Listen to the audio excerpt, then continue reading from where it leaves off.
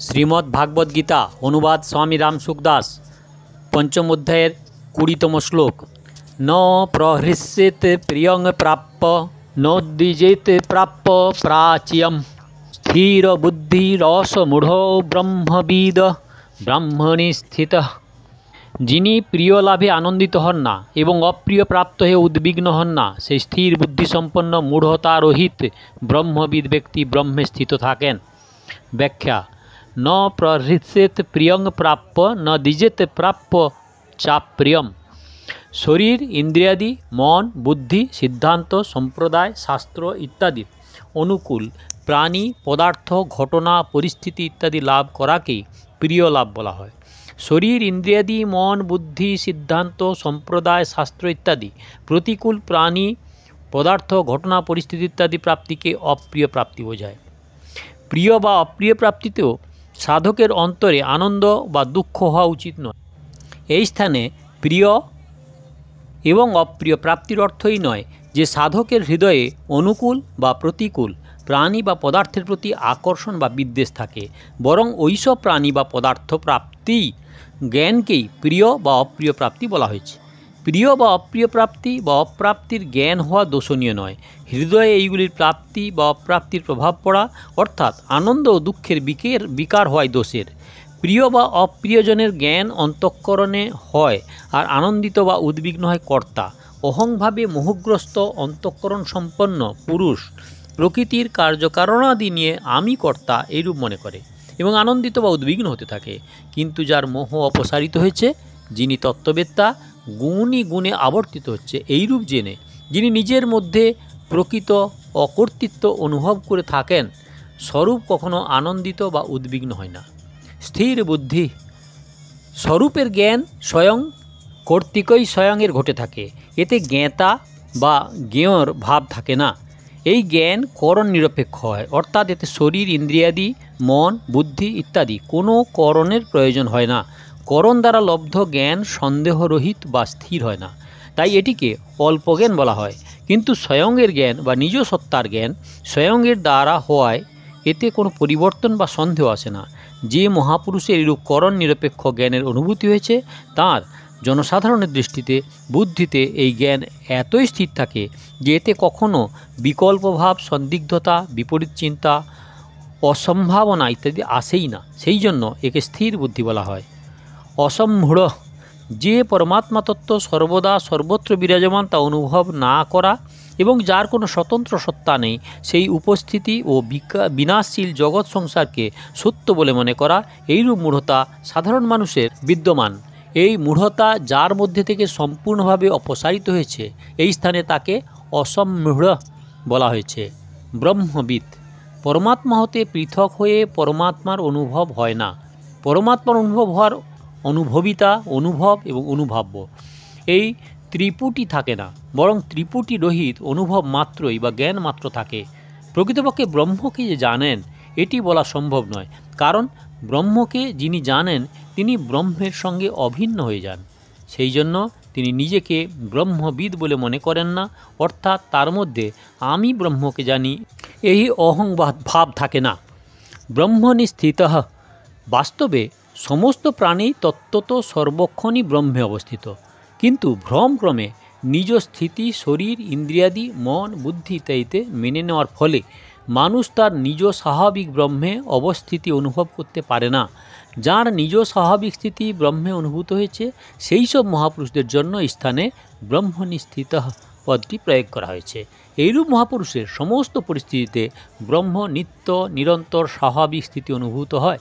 এইরূপ একটি বস্তুর অপর একটি বস্তুতে অবস্থিতি ঘটতে পারে, ব্রহ্মে কিন্তু স্থিতি সেই প্রকারের নয়, কারণ ব্রহ্ম অনুভূত হলে সর্বত্র এক ব্রহ্মই অবস্থিত থাকেন, তাতে অন্য কিছুর অবস্থান থাকে না।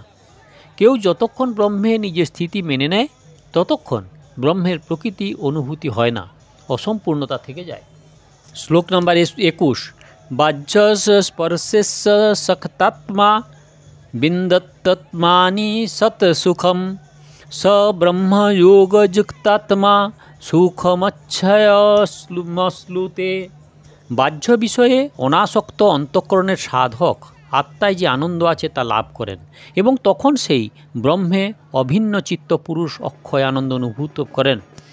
ব্যাখ্যা: বাহ্য স্পর্শেস্য শক্তাত্মা পরমাত্মা ব্যতীত শরীর, ইন্দ্রিয়, মন, বুদ্ধি, প্রাণ ইত্যাদিতে এবং শব্দ, স্পর্শ ইত্যাদি বিষয়ের সংযোগজনিত সুখে যিনি আসক্তি রহিত হয়েছেন, সেই সব সাধকদের উদ্দেশ্যে এই পদটি সংযুক্ত হয়েছে। যেমন সাধকের আসক্তি এখনও দূর হয়নি, কিন্তু যাদের উদ্দেশ্য এই সমস্ত আসক্তি বর্জন করা, তাদেরও আসক্তিরহিত বলে মনে করা উচিত, কারণ উদ্দেশ্যে দৃঢ়তা থাকায় তাদের আসক্তি শীঘ্রই দূর হয়। আগের শ্লোকে বর্ণিত প্রিয় বস্তুর প্রাপ্তিতে হর্ষান্বিত ও অপ্রিয় প্রাপ্তিতে উদ্বিগ্ন হওয়া উচিত নয়। এইরূপ স্থিতি লাভ করার জন্য বাহ্য বিষয়ে আসক্তিরহিত হওয়া প্রয়োজন। উৎপত্তি ও বিনাশশীল বস্তুমাত্রকেই বাহ্য স্পর্শ বলা হয়, যে সেটির সম্পর্ক বাইরের থেকে বা অন্তর থেকে যাই হোক। এই বাহ্য স্পর্শে যতক্ষণ আসক্তি থাকে ততক্ষণ নিজ স্বরূপের অনুভব হয় না। বাহ্য স্পর্শ বস্তু সকল সদা পরিবর্তনশীল, কিন্তু আসক্তির জন্য সেই পরিবর্তনের দৃষ্টি যায় না, বরং তাতে সুখ অনুভূত হয়। পদার্থগুলির অপরিবর্তনশীল এবং স্থির বলে মনে করেই মানুষ তাতে সুখী হয়, কিন্তু প্রকৃতপক্ষে ওইসব পদার্থে সুখ থাকে না। পদার্থগুলি থেকে সম্পর্ক বিচ্ছিন্ন করলে সুখ হয়। সেই জন্য গাঢ় নিদ্রার সময় যখন সমস্ত পদার্থের সঙ্গে সম্পর্কে বিস্মৃতি আসে, তখনই সুখ অনুভূত হয়। ভ্রম হচ্ছে এই যে মানুষ পদার্থ বিনা বেঁচে থাকতে পারে না, কিন্তু প্রকৃতপক্ষে দেখলে বোঝা যায় যে বাহ্য পদার্থগুলি চলে না গেলে মানুষ বাঁচতেই পারে না। সেই জন্য সে নিদ্রা যায়, কারণ গাঢ় নিদ্রা সে পদার্থগুলি বিস্মরণ হতে পারে। পদার্থগুলির কথা শুধু ভুলে গেলেই নিদ্রাতে সে সুখ, সতেজতা, শক্তি, নিরোগ ভাব, নিশ্চিন্ততা ইত্যাদি পাওয়া যায়, তা জাগ্রতকালে পদার্থগুলির সংস্পর্শে লাভ করা যায় না। তাই জাগ্রত অবস্থায় মানুষের বিশ্রাম নেওয়ার, প্রাণী ও পদার্থগুলির থেকে বিচ্ছিন্ন থাকার ইচ্ছা জাগে। সে ঘুমটিকে অত্যন্ত প্রয়োজন মনে করে, কারণ আসলে পদার্থগুলি থেকে দূরে থাকলেই মানুষ জীবন লাভ করে। নিদ্রার সময় দুটি ব্যাপার হয়। প্রথম হলো মানুষ বাহ্য পদার্থগুলি থেকে সম্পর্ক বিচ্ছিন্ন হতে চায়, এবং দ্বিতীয়ত তার মধ্যে এই ভাব থাকে যে নিদ্রা ভঙ্গে সে এই কাজ করবে। এই দুটি ব্যাপারের মধ্যে পার্থক্য ও স্থানগুলির সঙ্গে সম্পর্ক বিচ্ছেদ করতে চাওয়া হলো স্বয়ংয়ের ইচ্ছা, যেটি সর্বদা একইভাবে থাকে, কিন্তু কার্য করার ভাব পরিবর্তন হতে থাকে। কার্য করার ভাব প্রবল থাকার জন্য মানুষের নজর পদার্থগুলি থেকে সম্পর্ক বিচ্ছিন্ন হওয়ার দিকে যায় না। সে পদার্থগুলির সঙ্গে সম্বন্ধ রেখেই নিদ্রায় যায় এবং জাগরিত হয়। অত্যন্ত আশ্চর্যের কথা হলো এই যে সম্পর্কিত জিনিস বা ব্যক্তি থাকে না, কিন্তু সম্পর্কটি থেকে যায়। তার কারণ হলো যে স্বয়ং অবিনাশী চেতন যে সম্পর্ককে নিজের বলে মেনে নেয় তা দূর হয় না। এই মেনে নেওয়া সম্পর্ক দূর করার উপায় একটাই, নিজের মধ্যে সম্পর্কটিকে মেনে না নেওয়া।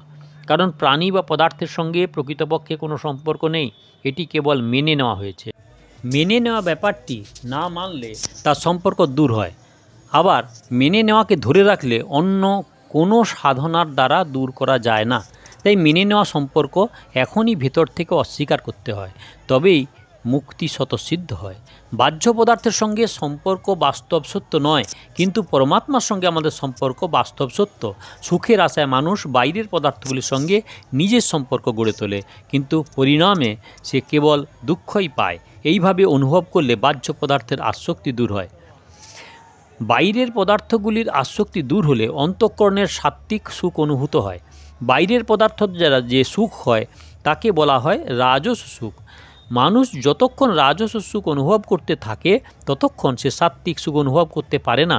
রাজসিক সুখে আসক্তি ত্যাগ করলে তবেই সাত্ত্বিক সুখ অনুভূত হয়। স্বব্রহ্মযোগ যুক্তাত্মা, সংসারের অনুরাগ দূর হলে তবেই ব্রহ্মে অভিন্নভাবে স্বাভাবিক স্থিতি লাভ হয়। যেমন অন্ধকার দূর হওয়া এবং আলোর প্রকাশ হওয়া দুটি একই সঙ্গে হয়, কিন্তু মনে করা হয় যে আগে অন্ধকার দূর হয় আর তারপরে হয় আলোর প্রকাশ। এইরূপ আসক্তি বর্জন করা এবং ব্রহ্মে স্থিত হওয়া দুটি একই সঙ্গে হলেও প্রথমে আসক্তি নাশ এবং পরে ব্রহ্মে স্থিতি বলে মনে করা হয়। যেমন ত্রয়োদশ অধ্যায়ের প্রথম শ্লোকে ক্ষেত্রজ্ঞর দ্বারা নিজেকে ক্ষেত্র হতে সর্বতভাবে পৃথক অনুভব করার কথা বলা হয়েছে, এবং দ্বিতীয় শ্লোকে ক্ষেত্রজ্ঞের দ্বারা নিজেকে পরমাত্মা তত্ত্বের সঙ্গে পূর্ণরূপে এক অভিন্ন ভাব অনুভব করার কথা বলা হয়েছে।